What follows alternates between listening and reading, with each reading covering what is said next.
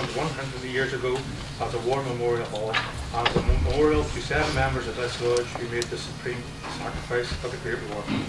We particularly welcome members of the Dual and Muir families who lost Isaac and Henry during that war. Also not forgetting to welcome our wishful brother Keith Harpson, our Assistant Grand Master of the Grand Orange Lodge of Ireland. We also welcome our own District Master, Brother Stephen Logan, other brethren and visiting friends. Over the last number of years, we ourselves have lost 3 faithful members of this lodge. Brother Jack McClay, Brother Bertie Strange, Brother Andy Gilliland.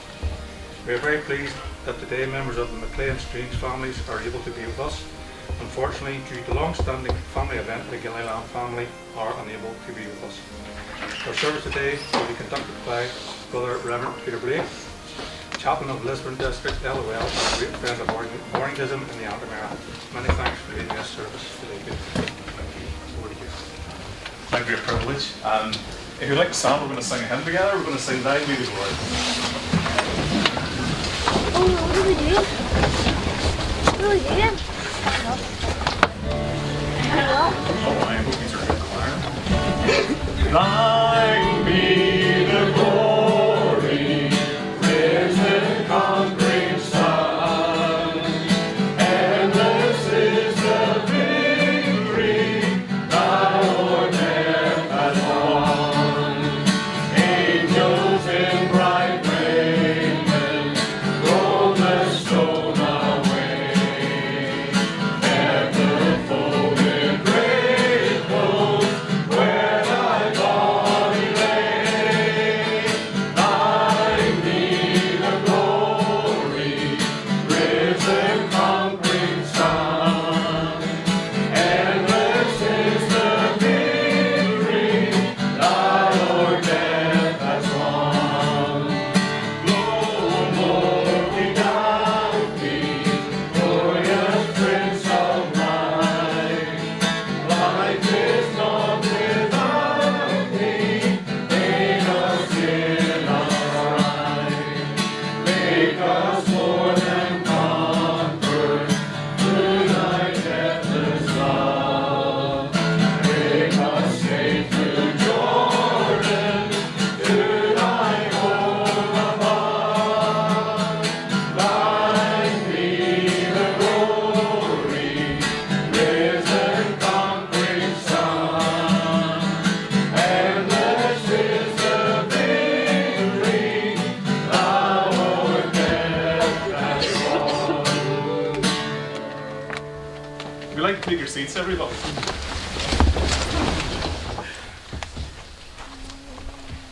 Let us pray.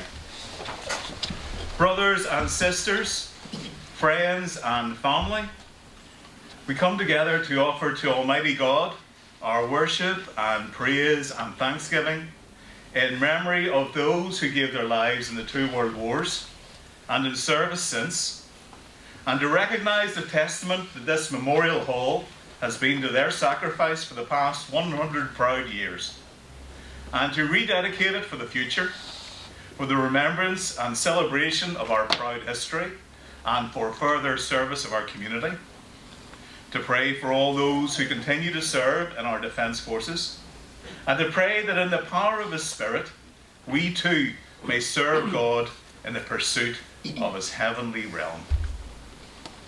We have a scripture reading. I was worried there for a second. It's from Exodus chapter 12, verse 21 to 28. Then Moses summoned all the elders of Israel and said to them, Go at once and select the animals for your families to slaughter the Passover lamb. Take a bunch of hyssop, dip it in the blood in the basin, and put some on top of both sides and top of your door. None of you shall go through the door of your house until morning. When the Lord goes through the land to strike down the Egyptians, He will see the blood at the top and sides of your doorframe and will pass over the doorway. And He will not permit the destroyer to enter your houses and strike you down. Obey these instructions as a lasting ordinance for you and your descendants when you enter the land that the Lord will give you as He promised.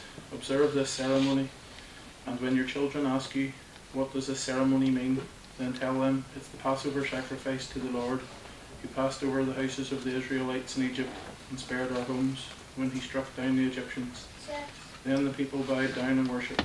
The Israelites did what the Lord commanded Moses and Aaron, so did they. Thank you so much for that excellent reading. Now we come to the rededication of the hall and our act of remembrance. Brethren and ladies, friends and family, we are met together in the presence of God to take part in the hallowing and rededication of this memorial hall for use by Diamond LOL 1422, established in Antrim District number 13, and to witness thereby to the noble ideals and great purposes inspired by Almighty God, which animate the members of our historic organisation, and most especially those who gave their lives for us, and who inspired their friends and brethren to build this memorial hall in memory of them. To this end, I call upon all here present to offer humble prayer to Almighty God that he will now bless this hall to be dedicated to his glory, and that he will inspire all the members of Diamond LOL 1422 and all who use this hall to carry out with a single heart and devoted purposes the high aims for which they joined in fellowship in this lodge, always remembering their Christian witness in their words and their actions. Let us pray. Grant, O merciful God, that with malice towards none, with charity to all firmness in the right as you give us to see the right, we may strive to finish the task which you have appointed us. Through Jesus Christ our Lord, who taught us to pray, Our Father, who art in heaven, hallowed be thy name. Thy kingdom come, thy will be done in earth as it is in heaven. Give us this day our daily bread, and forgive us our trespasses, as we forgive those who trespass against us. And lead us not into temptation, but deliver us from evil. For thine is the kingdom, the power, and the glory, forever and ever. Amen. At 7:28 a.m. on the 1st of July 1916, the Battle of the Somme, also known as the Somme Offensive, began. It was one of the largest battles of the First World War and one of the bloodiest battles in military history. By the time the offensive ended in November, the Allies and Central Powers had lost more than 1.5 million men, of which the British lost around 420,000. On the first day of the Battle of the Somme, there were 5,500 casualties from the 36th Ulster. Nearly 2,000 soldiers from cities, towns, villages and townlands in Northern Ireland were killed in the first few hours. Today, we remember all Orange men and women who have served in the Great War and in service since, especially those from this community who are remembered on the walls of this hall. We pray together. Almighty God, you call us into a common fellowship of solidarity and love. Draw near to us as we commemorate those who died in the First and Second World Wars, and all who have served their country in days past and current. As we reflect on their sacrifice and the horrors of conflict, may you move us always to work for peace and for justice in this broken world. This we ask through the Prince of Peace, Jesus Christ our Lord. Amen.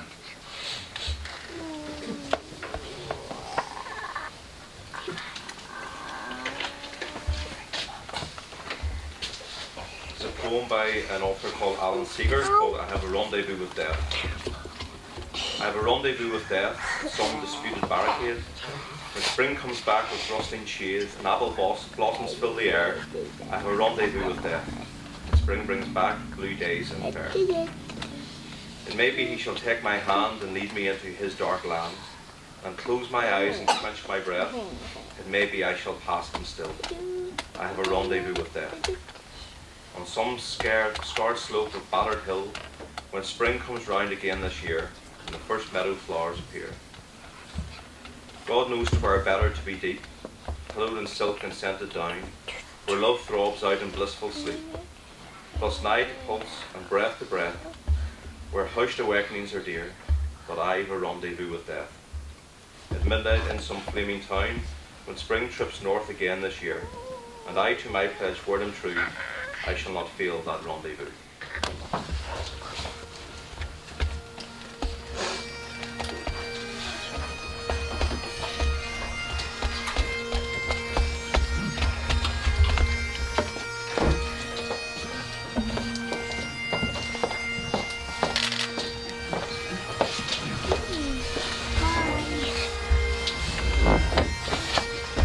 You like the sound, everyone? They shall not grow old, as we that are left grow old. Age shall not weary them, nor the years condemn. As the going down of the sun, and in the morning, we will remember them. No.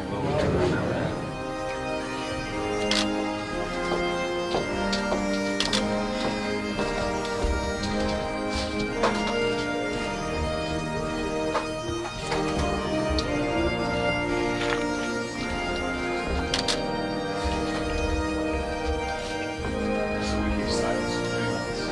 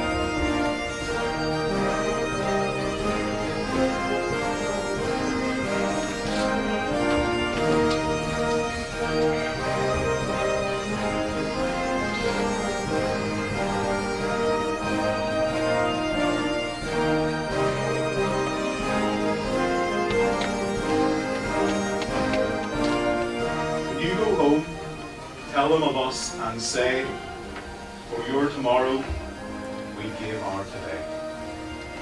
Let us pray. Ever-living God, we remember those who you have gathered from the storm of war into the peace of your presence. May that same peace calm our fears, bring justice to all peoples, and establish harmony among the nations. Drank a pint, told jokes, abstained in honest faith, all friends and neighbours and brethren, those who left these doors, and before that this area, to go to war and leave their blood spilled in a distant field. We bring before you all our brethren, our friends and family.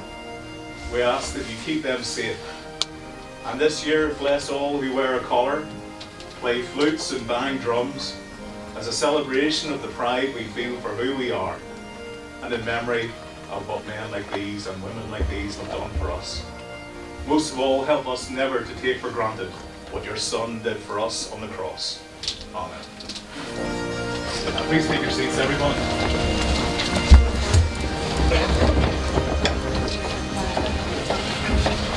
Thank you so much, Valerie. So can I ask your name? William. William? Oh, well, great reading from William. Well done, William. Yep.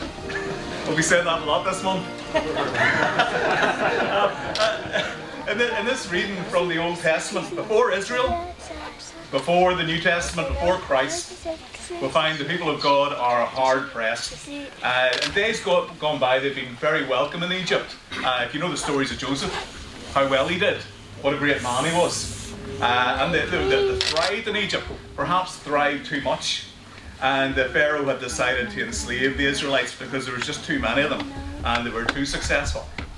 Eventually the Pharaoh oppresses the people so much that God finally takes action, and the firstborn of every Egyptian household will die. In fact, everybody who doesn't mark their door with the blood of the Lamb will lose their firstborn. The people are commanded, never forget. Never forget the night when the wrath of God passed by their doors because their homes were covered by the blood of the Lamb. And this tradition was to be carried forward for all time and passed from generation to generation, lest anyone should forget the goodness of the Lord, his faithful people.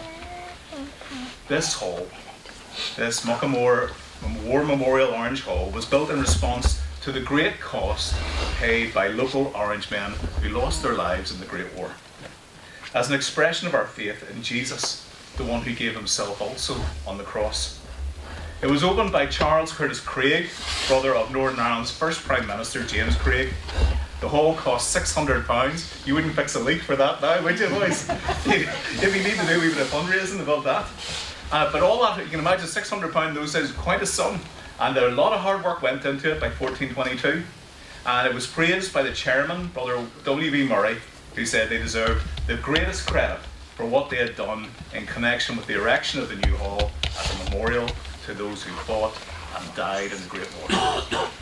Just as the homes in Egypt in the Passover were painted with the blood of the Lamb to act as a sign of God's faithfulness, this hall stands as a sign of our friends and family's faithfulness and God's faithfulness. To remind us of those people who left this area to serve their king or the queen faithfully in duty, even unto death, and in times of peace to serve our people in charitable service, to encourage civic pride, and to encourage faith in a spirit of community and friendship. This hall stands proudly in very good repair after 100 years because of the efforts of the brethren who worked so well together to keep it. It stands as a sign to this area that Protestants remain faithful to God and to our crown and to our country. In our reading, the leaders of the Israelites are commanded, continue to give thanks to God for his goodness. Every year, mark this time with celebration and great worship, with humility, with thankfulness. And on this day especially, we remember the local ones who fought in that terrible war. Those of us who remain must be faithful to God and to country, and we must try gently, encouragingly, to keep faith at the centre of our own lives, because it's easy to put it out to the side, and then who will we pass it on to when we don't even do it? The kids will never know. We'll have to share it with our community, not through shouting at them, but through sharing with them. Just as God said to the elders of the Israelites, pass on the truth of God's faithfulness, so must we. So it is with gratitude we give thanks to those who gave their lives and inspired the building of this hall. For those who have maintained it throughout the years. And filled with hopefulness, perhaps we might imagine that 100 years from now, the brethren and the sisters and the families will give thanks to for our service too.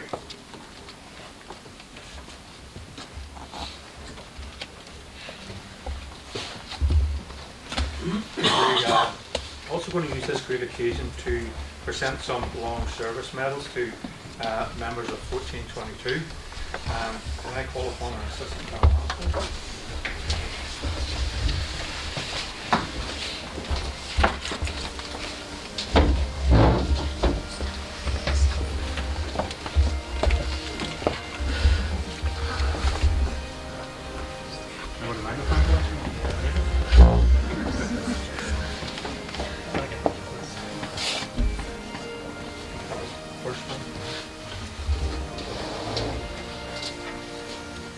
For Brother Philip McCulloch. Philip McCulloch received a 27-year service medal. Congratulations, brother.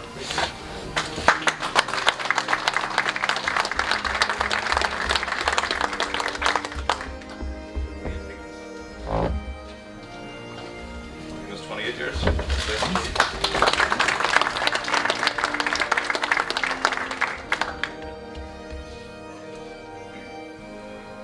Stephen Nickel.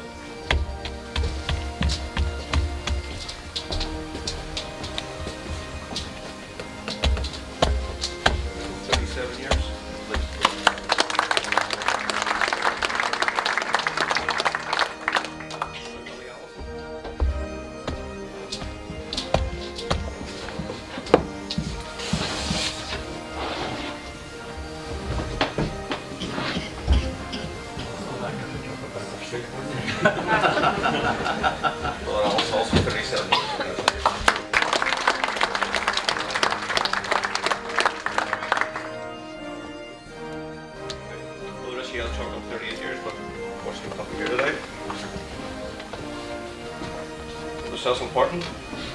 Sorry, Barton. Well, this is Buller.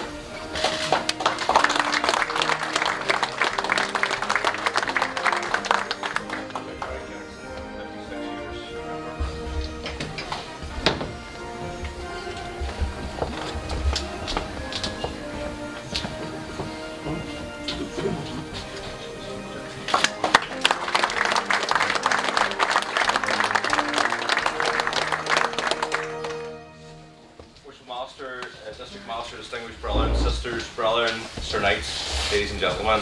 I spoke to Brother Nicol during the week, just in preparation for coming down here, and I said, "Do you want me to say anything?" And he said, no. So he's probably heard me before somewhere, which is why he's telling me not to. But if you will indulge me just for 2 seconds, I just want to thank the Lodge for their very kind invitation to be here today. It's an absolute privilege to cut the ribbon as we entered to your fully refurbished hall, and it's an absolute credit to you, brother, and the work that's gone into here. It's very important to have halls like this, as Brother Becker's outlined. This stands in commemoration to those who gave the supreme sacrifice in defence of our nation in the Great War, and in particular the brethren attached to this hall. And this is the living memory that will continue to tell future generations of that sacrifice. Our country, unfortunately, at times is not very good at remembering history, and certainly not remembering it accurately. So it's important that we, as an institution, and this lodge in particular, maintains this hall as that living memory. The hall was opened 100 years ago by Captain Charles Craig, the brother of James Craig. Captain Craig led a unit at the Somme in 1916, and actually on an advance the order came to retreat, as quite often happened with the 36th Ulster Division, because so accomplished were they at succeeding their objectives. Quite often they were left open on both flanks because other regiments across the British Army were not so successful, and they had to retreat to positions. But on one such occasion, Captain Craig had been shot in the knee and was unable to retreat, and he continued to hold off the enemy to allow his men to retreat. And whenever he came to be captured by the Germans, he, a bit like myself, was quite a large guy, and the Germans didn't have a stretcher big enough, so he was literally taken into German captivity in a wheelbarrow. And that's not commonly known, but there you go. Brethren, it's an absolute privilege to say with you today on a very auspicious occasion in the history of your lodge, because not only are we dedicating this wonderful facility, we have also presented some long service jewels. Significantly, I think nearly all, if not all, the vast majority of brethren who come up to receive have either a current serving officer's collarette or a past serving officer's collarette on them. And it's significant because not only are they a member of this lodge, but they're leaders within this lodge, and they're setting the example for future generations. And just commend you, brethren, for that as well, because that's very important. In order to have succession plans and continuity within our lodges and ensure the future of our institution at the local level, it's important to have people like you. And just want to congratulate each and every one of you. Some of you have middle level service, some of you have long service, and I hope that you're all saved and spared for much longer service within this lodge and within the institution. And I wish you all God's richest blessing for the years that lie ahead, both as a lodge and within your hall. And I hope you have a very enjoyable 12th of July. Thank you.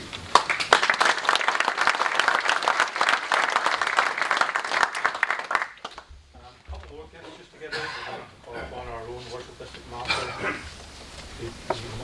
Yes, please.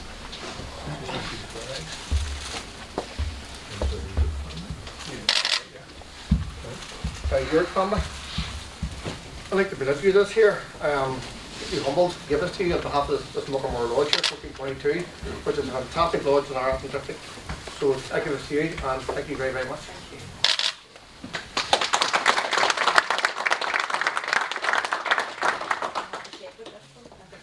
Oh, sorry. Sorry, this is this recovered from broken. You frightened? Were you frightened? No? I'd like to present this to you and your family on behalf of Muckamore Lodge from 1422. A great lodge in this district, and again, thank you very, very, very much. Thank you very much.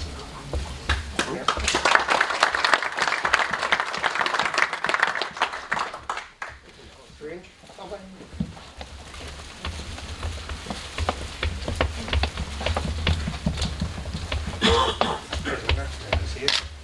Behalf of Muckamore Lodge 1422, I'd like to present you this fine package put together by Muckamore 1422, and again, thank you very, very much. Thank you.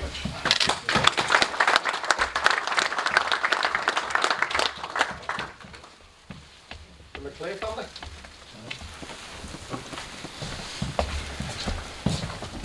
Stranger. Hey there. On behalf of your lodge, which is a great lodge in our district, and the future district master standing in front of me, I'd like to present you as package to you.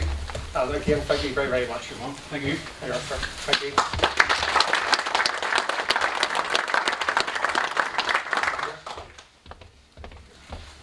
Peter.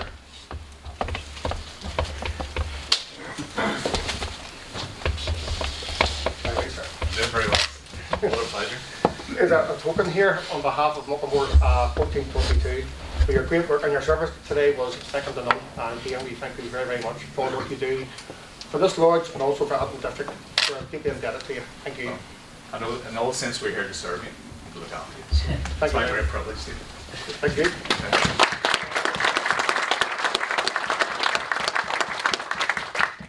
Now it's over to our deputy master, so I thought McCulloch is going to give thanks to everybody. On behalf of the Lodge, I would like to thank everyone who attended today.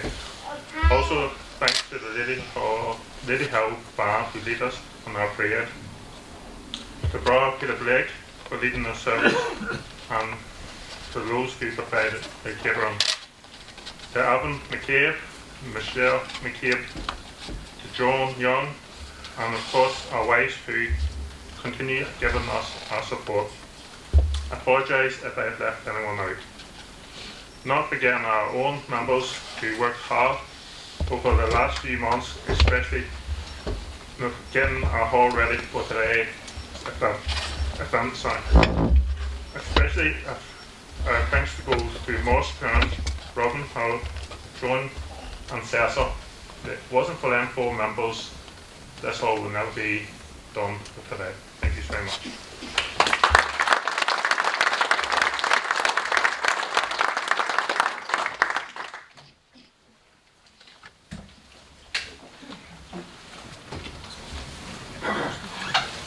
If you'd like to stand, everybody.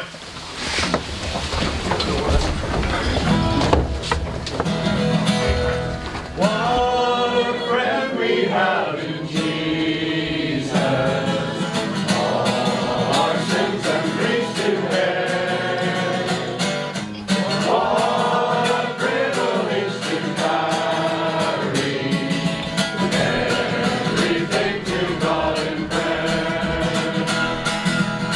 Oh, what peace we often forfeit.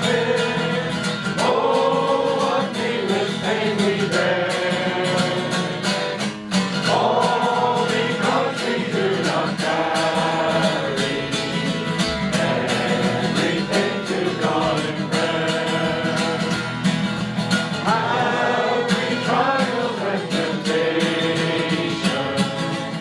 Is there trouble anywhere? We should never be discouraged. Take it to the Lord in prayer. And we find a friend so faithful, who will all our sorrows share. Jesus knows our every weakness. Take it to the Lord in prayer. Are we weak and heavy laden, covered with the load of care? Precious Savior, still our refuge. Take it to the Lord in prayer. Do thy cleansing by forsaking thee. Take it to the Lord in prayer. In his arms he'll take and shield thee. Thou wilt find a solace there.